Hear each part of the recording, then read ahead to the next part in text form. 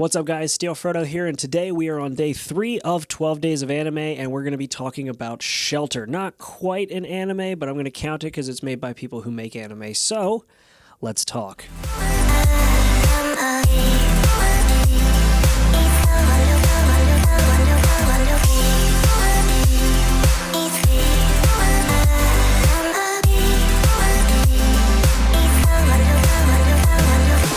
So Shelter is probably one of the most interesting videos that I have seen in a long time. It's short, it's interesting, it's beautiful, it's beautifully complex, and the story behind how it came together is actually just as interesting and beautifully complex. It's actually a collaboration between American DJ Porter Robinson, French DJ Madeon, A1 Pictures, and Crunchyroll.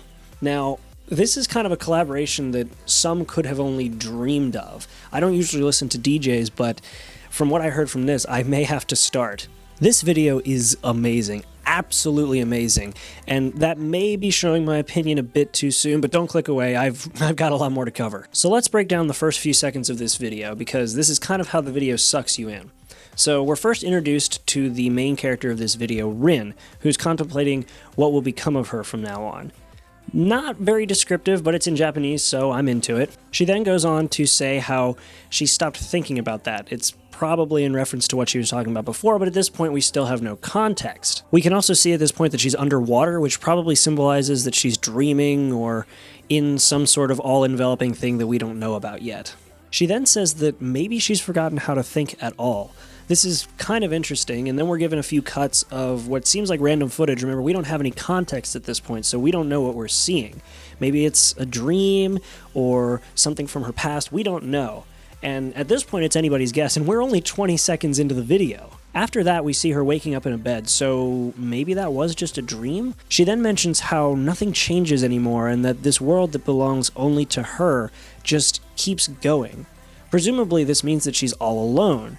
And the idea of her being alone is actually confirmed not short after that by her saying, "But I'm not lonely," as she pulls out a tablet and shows us a notification telling us that it's been 2,539 days since she last received a message at all. Alright, now we get to the good stuff. We're first greeted by a very simple title.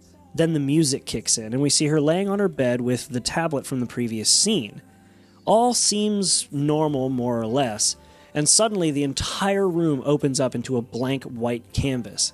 This world she's in that is all hers is created and controlled by this tablet. This is driven home when she makes a beautiful canyon landscape and then moves a tree with her pen on the tablet, and that is shown in the world itself. This is also where the animation team goes nuts. We see beautiful canyons and fields as far as the eye can see, tall bamboo forests and landscapes with tall crystal towers for Rin to sit on with a beautiful shade of purple. We even see this really beautifully done black and white path lit with red and white cubes hung from the trees. And all of these places have amazing skies. Some are bright and sunny with a blue sky, some have auroras in them, and others have a purple sky to match the scenery with clouds passing overhead. It's hard to properly explain how much I love beautiful art and animation, especially when they come together. It's really hard to explain my train of thought, but some shows have a really good art style, but fairly run-of-the-mill animation. See Mekaku City Actors for a good example. And other shows have really good animation, but art styles that some just don't like. See One Piece for an example. That's just my opinion, please don't hate in the comments, that's just my thought. Anyway, point is, if this bit of the video didn't make some sort of artistic part of you feel something, you're probably a reanimated corpse with no heart or soul. I'm just saying, this is beautiful. I mean, look at this!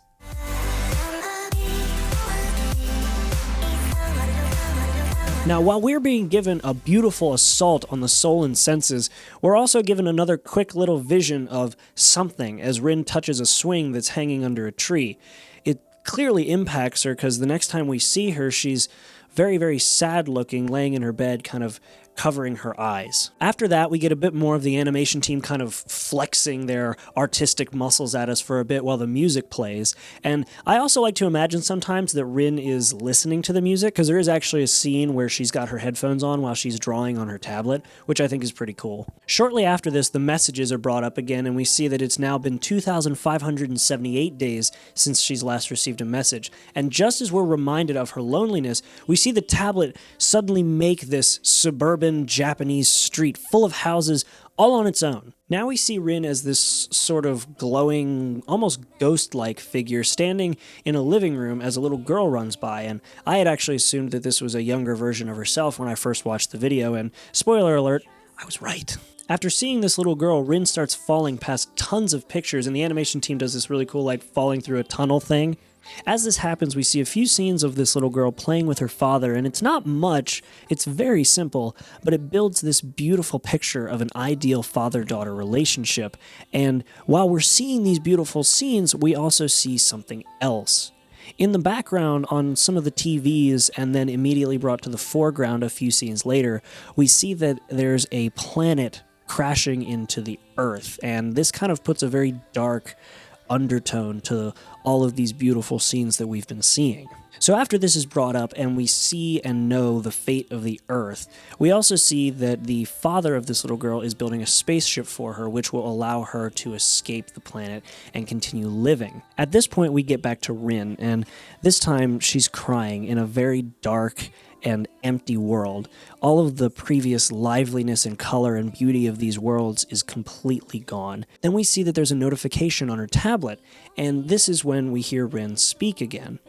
She begins to talk about how even though these memories make her sad, she knows that she has to keep moving forward, believing in the future, and that even though she realizes her loneliness, she can't lose hope, and that the memories make her stronger. At this point, the whole world springs back to life with a bright blue sky and a small patch of grass for Rin to stand on, with the rest of it being surrounded by nothing but water.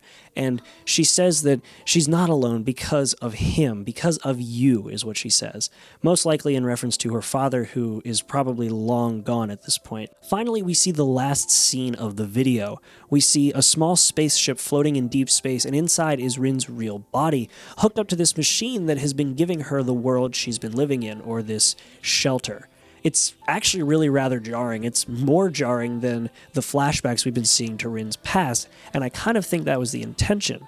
We've been given nothing but this idyllic place throughout the whole video, intercut with moments from her past, and now we get to see her current state in reality. So what exactly are we supposed to make of this video? Well, that's actually a really big question to answer, and I don't even think I could properly answer it. But what does it mean?